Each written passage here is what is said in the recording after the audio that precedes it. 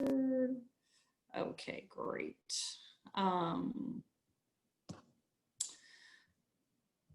Make sure we are actually going. Awesome. Okay, all right. So hi again, everybody. My name is Ann Price, and I am president of Community Evaluation Solutions. And today we're going to be talking about networking for newbies. And I'm going to just jump right in. So the question that I am asked probably most often is, how do you get your contacts, or how do you get your clients? And truth be told, more than anything else that I've done, more than my website, I'm about to renew, by the way, more than my blog. I've been blogging for a number of years now, sometimes more consistently than others. Public speaking, client work, conference attendance, more than all of that stuff put together, it's networking by far is how I get most of my clients, word of mouth kind of situation. So I think it's an important topic, especially when you're first getting started. So I want to talk about different kinds of networking or networks first. And I always reference back to Gail's book. If you don't have it yet, get it. I know it can be a little pricey depending on what the situation is with Amazon, but it's definitely worth the $45 or whatever it is these days. So Gail talks about a couple of different kinds of networks. So the first is dynamic. A dynamic network is something that changes. It's not very stable. And an example might be really how I met Rhonda, right? So I met Rhonda in an AEA meeting. I met Susan. I met Matt that way. So it may change depending on the situation. So think about conferences or meetings you might go to. So then partner network, so those are people who do the things that you like to do. So evaluators certainly would be in a partner network. So other like minds, for example. So it might be your nonprofit TIG, like I'm the chair of the nonprofit TIG, could be the independent consulting TIG, whatever TIG you're in, however you connect to AEA, or other professional associations that you are in, or other groups that you're in who do what you are interested in, right? So then resource networks. So think about resource networks as a platform where it's usually a list of preferred consultants. So for example, there is a foundation here in Atlanta who has a group of vetted evaluation consultants that are their go-to evaluators. And I am on the list for this health foundation. It could be something like in Georgia, we have the Georgia Center for Nonprofits. There's also a like North Georgia center, something very similar, or South Georgia, and you may have that in your state. So you might want to take a look and see if you can get on their list of consultants there, if there is some kind of vetted list. And you know, AEA also has a list of the consultants, and you can search by state for consultants. So that's something that you should definitely consider if you're not on AEA's list already. So resource list. And then client networks. Your clients have networks of their own. For example, I do a lot of work with mental health and substance abuse prevention nonprofits, youth development kind of work, public health, right? And each one of those client streams has their own network. And so sometimes we're not always really good about asking our clients like, hey, you know, if you're happy with my work, is there anybody else in your network that might be needing some evaluation work, right? It might be a little harder, a harder way of selling than some of us are comfortable with, but it's certainly legitimate. So your clients have networks and have access to people that you may not. And then of course, your social network, right? So LinkedIn, Facebook, Instagram, you know, if you're a really, I don't know, really hip and happening, TikTok. So all of your social networks, and they can depend on your age. For example, those of us of a certain age are maybe more active on Facebook versus the gram. But social networks, really important way to connect. I think LinkedIn is maybe not the fuddy-duddy that it has been seen in the past. It is a great way to connect with people, to get your work out there. We can talk about that a little more if you have interest.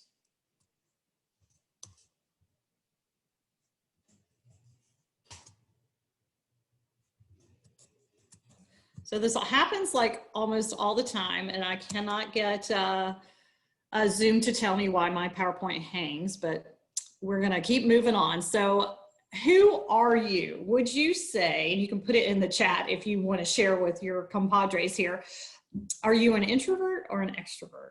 Because this really does have to do with networking.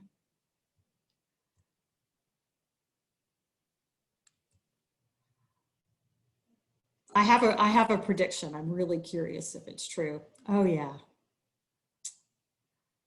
Depends on the context. Chatty introvert. Oh, I like that. Most of us are introverts. I do like the chatty introvert though. Depends.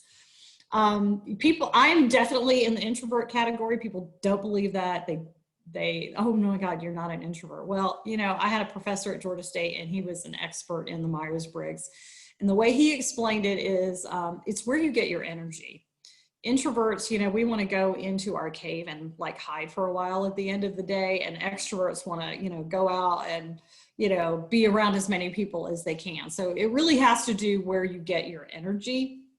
And for things like conferences or meetings, sometimes I have to kind of pump myself up a little bit to get that energy to be on, if you know what I mean. And this really is something to keep in mind if you're really trying to work on your networking skills. So I want to give you some tips that I have developed over the years related to networking. So here's my tips. So the first one, you probably know what RBF is, but if you don't, that's resting bitch face. So smile. It's really hard, especially when we're on all these meetings, to be conscious of how we look, but we want to be like friendly. I have a child of a certain age, and sometimes he needs to work on his RBF, right? Because it can make you look a little off-putting if you don't have a smile on your face, if you don't seem welcoming. So you do need to like try to smile. Okay, this next one, okay, that might sound really dumb, but I'm serious. Don't forget when you're going to meetings, assuming we can ever go to meetings in person again, to bring your cards, right? And I say that, and I put this on the list because there was this one time I went to a huge meeting and forgot my cards. Oh, it's terrible. Like when you're introducing somebody, that's one of the things you would do, right? Is give them your cards. So always remember your cards. Luckily, I have somebody in my office manager, and usually if I'm headed out to the AEA conference, wherever I'm going, Sally is the first one to remind me, do you have your cards with you?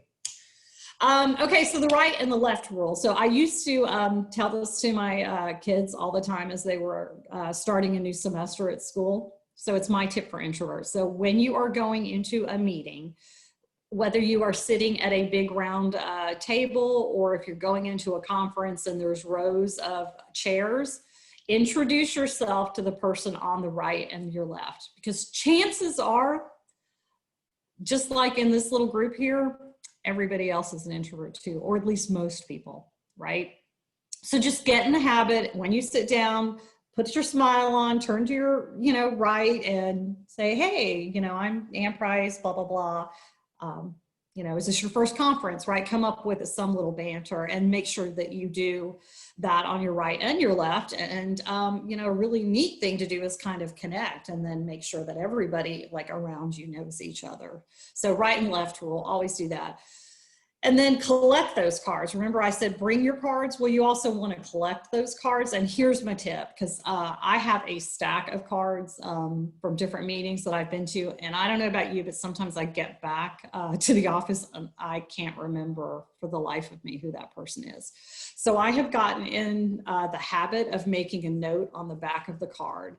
You know, this was Jane Smith, AEA session on foundation grant making in communities. We discussed blah, blah, blah, right? So that when I get back home, I remember, oh yeah, I remember Jane Smith, right? And I have something to email her about, because then, you know, when I get back to the office, I try to email that person, hey, it was really nice meeting you at AEA, enjoyed our conversation about such and such. You get the drift, right? All right, so the next tip would be go to the party. So if you are at the conference, hopefully we'll be able to go in person next year. Say you're going to the AEA conference and it's the end of the day, you're a big fat introvert, you're kind of tired, you really would like to just like go back to your room and hide. You really, here's the tip. You should take a few minutes to yourself, re-energize yourself, and then go to whatever that thing is, whether that be the cocktail hour, the social hour for your TIG, whatever it is, go to the party, even when you don't feel like going to the party. It's really, really important. One of the things that I do that I did not put on here is when I'm at conferences, because I know I'm a big fat introvert, I'd be just as happy to sit and eat breakfast by myself, but I try to fill up my dance card, so to speak. I try to use that time to talk to people that I know I need to talk to, or people that I don't see very often, for example. I try to go ahead and schedule those coffees, those breakfasts, those lunches, those dinners, those kinds of things. So my next tip, and I was teasing my buddy Martha about this, my next tip is to hang with Martha. And I said hang with Martha because Martha is a big fat extrovert, right? So I've been in AEA for years, and I can't tell you how many times I've been in the elevator with Michael Quinn Patton, MQP, and never stuck out my hand and introduced myself because I'm pretty shy, right? Within, I don't know, 2 minutes of going to her first AEA conference, Martha Brown was friends with MQP, Stephanie Evergreen, Ann K. Emery, you name it. Martha knew everybody. Martha's going to be at all those parties, and she's going to connect people like nobody's business. So introvert tip, hang with Martha. Find out whoever the Martha is and make them, well, you won't have to make them your friend. She will just be your friend. And then email follow-ups, and I already had mentioned that before. So my next tip here, and I don't know if you are all familiar with this, maybe you were given this book as an undergraduate, this book called What Color is Your Parachute by Richard Bowles. The reason why I point it out is because he has some really great tips on networking and how to keep up with your network. They're really you really need to develop a process for keeping up with your network. I know some people that have an Excel spreadsheet, no joke, with people that they know they need to be connected with, and the date they last sent them an email or made a call. So if you've not seen this book, it's really great. I mean, it also has tips on, you know, how to write your resume and all that kind of stuff, but he has really great tips on networking. So let's talk about informational interviews for a little bit. So if you are, let's say you're job hunting, and even if you're not, even if you are someone you're trying to get your consulting business off the ground, don't be afraid to set up informational interviews, whether that be people like me who've been consulting for a while or a potential client. Have the confidence to reach out and say, hey, I see that you do X, Y, and Z. I'd really like a few minutes of your time to chat about your work, right? So much easier than saying, hey, I'm Susie Q, and I just graduated from such and such a program. Just wanted to know if you had any openings in your company. right? People will talk about their work all day long. People will talk about themselves all day long. And it's just actually an easier ask than what happens to me a lot is somebody shoots me a resume and says, hey, I'd love to work with you. Do you have any openings, right? Because I rarely turn down informational interviews. It may take a bit of time to get on my schedule, but I think most people are like that. Most people are going to say yes to an informational interview. And you're really an informational interview, you're just asking somebody to share about their career. Sorry, I was looking at the chat for a second. So Rhonda has to go. Bye, Rhonda, thank you. So anyway, so I always ask or recommend that when you're asking for an informational interview, be mindful of the time. Don't take more than the time that you've asked for. And before you end the conversation, say, you know, hey, I really was just curious. Do you have a couple other people that I might be able to talk to? And try to get 2 or 3 names of other people that this person knows that you could connect with. And then it's just an easy follow-up email. Hey, you know, Teddy, Megan suggested that I give you a call. Wanted to see if you had time to chat about food insecurity. I know it's a passion of yours. It's also a passion of mine, right? So it kind of like opens that door for you and also immediately starts expanding your network. So informational interviews, super important. All right, so call me old-fashioned, but I'm a big believer in the old-fashioned thank you note. And yes, I do mean a handwritten thank you note. But, you know, at the very least, send an email after the informational interview, or if you're, you know, in a job hunt situation, the formal interview. But take the time to write a thank you note. Don't do what my 21-year-old does, write one sentence, write a few sentences. And I'll tell you why this is important. I hire a practicum student every summer, a practicum or an intern, depending on what they need. And I had a lot of kids interview, a lot of kids apply, several interview. And it was down to two young ladies who both had really good experience. They already had a little bit of a data analysis background, which we really wanted a little bit to get them started. One took the time to write a thank you note, and it was an email. It wasn't handwritten, but it was a very nice email, and one did not. And I really liked the person we did not offer the job to. She almost got it, but it was really that thank you note that made the difference. So maybe it's just me, but this is my tip. Take the time to do a thank you note. And I offered to debrief our conversation. And when I did, that was the feedback that I gave her, is always say thank you. And she said, well, my professor said that you really should wait a week before you reach out. And I'm like, yeah, I was wondering if you were interested in the job. I just assumed maybe you weren't that interested. Okay, so a few more things for you to think about. So be a sharer. So you've got your connection, you're building your network, you're expanding your network by asking who else you should talk to. How do you stay connected? Yeah, I mentioned the idea about maybe having an Excel spreadsheet that you kind of go back to. That seems kind of formulaic to me, but may not be a bad idea, actually. But be a sharer. That's what I try to do. So if I see an article, maybe it's something about, you know, health equity in foundations, or how foundations are changing their strategy around funding in communities. That's the kind of thing that I'm probably going to send to some of the foundation CEOs that I have worked with in the past, or maybe I would be interested about working with. So you're not just like shooting them an email, hey, how's it going? You're like, hey, I saw this article. It made the point of, you know, this, and I just thought you might be interested. I did that and ended up speaking at a meeting for a foundation. So, just a tip that I wanted to share with you guys. Then introduce your friends. So Rhonda's off the call now, but earlier I was telling you that's how I met Rhonda. My friend and colleague Susan introduced me to Rhonda, right? And now she's met you guys. It just tends to build. So connect, right? I've got a new I mentioned that yesterday. We're going to be announcing a doing business as for Community Evaluation Solutions.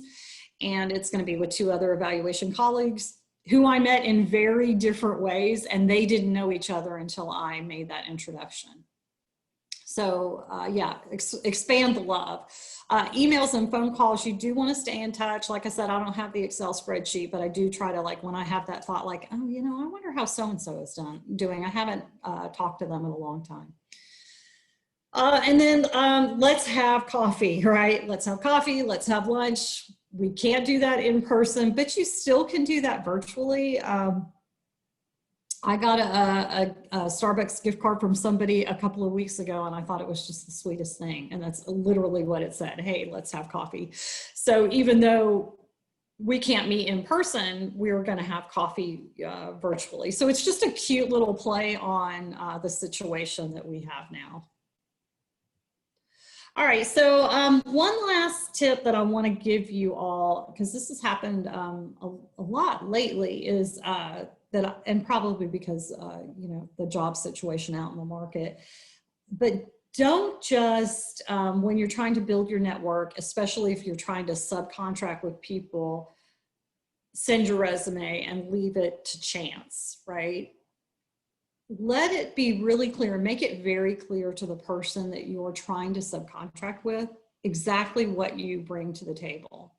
I enjoy, or I am competent, or I am an expert, or whatever the level is in quantitative data analysis. I use Stata. I am, you know, Microsoft certified in Excel, whatever it is. However you can explain the quantitative expertise you bring. Same with qualitative data analysis. You know, I'm highly skilled in focus groups. I've done focus groups for blah, blah, blah, blah, blah. Make it really clear what you bring to the table. People are really busy. I'm really busy. You know, don't make the person guess as to what value you would bring to their company. And then remember to reciprocate the work. If you are working with someone, you want to, you want the relationship to be two-sided. You don't want it to be just a take situation. So be conscious of what you can bring to the table. So the last thing I want us to talk about, and I'll turn off the video in just a second, is to share what's working for you as far as networks, networking. What have you found to be really helpful? And then, you know, maybe some of the difficulties that you have had with networking. So that's what we're going to talk about next. All right. So thanks, everybody.